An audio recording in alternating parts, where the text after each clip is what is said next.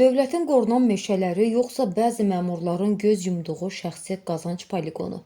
Masallı rayonunun Qəriblər kəndində birbaşa Dövlət Meşə Fonduna aid olan 2 hektarlıq nəhəng ərazidə şəbəkələşmiş qanunsuzluq hökm sürür. Uzun illərdir meşəni zəbt edən Nağıllar Aləmi Ailəvi İstirahət Mərkəzinin Ekologiya və Təbii Sərvətlər Nazirliyi ilə icarə müqaviləsinin vaxtı çoxdan bitib. Amma obyekt nəinki bağlanmır, əksinə meşəni qırmağa və ərazisini genişləndirməyə davam edir. Bəs rəsmi qurumlar hara baxır? Meşələrin İnkişafı Xidmətinin rəsmisi Ramik Əşrəfov da bu qanunsuzluq barədə soruşduqda o qısa zamanda istirahət mərkəzindəki əlavə qanunsuz tikililərin söküləcəyinə söz vermişdi. Lakin Ramik Əşrəfovun vədi ilə vəd olaraq qaldı. Ötən müddət ərzində dövlət məmurunun arxayınlığından istifadə edən sahibkar meşənin bağrında yeni söhbətgahların tikintisini tamamilə başa çatdırdı. Dövlət torpağını zəbt edən bu şəbəkə dövlətin büdcəsinə də zərbə vurur.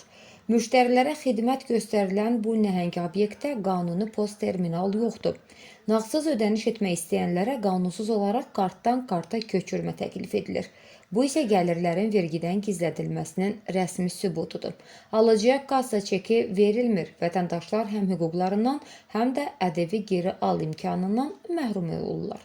Qanunvericiliyə görə post terminal quraşdırılmayanları təqvim ili ərzində 6.000 manata qədər cərimə gözləyir. Bəs vergi xidməti bu qara kassanı niyə görmür?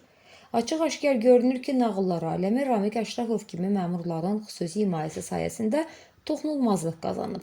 Meşələrin İnkişafı Xidməti gəliri az olan digər kiçik obyektləri dərhal məhkəməyə verdiyi halda milyonlar qazanan bu mərkəz nədənsə siyahıdan kənarda qalır. Masallı rayon icra hakimiyyəti də bu rüsvayçılığa qarşı tamamilə laqeyddir. Məsələnin əsas söz sahibi Ramik Əşrəfov isə hələ də susur. Dövlətin meşələrini talayanlar qanun qarşısında nə vaxt cavab verəcək? Mövzuya mütləq qayıdacağıq. Səsləndirilən iddialarla bağlı bütün maraqlı tərəflərin mövqeyini işıqlandırmağa hazırıq.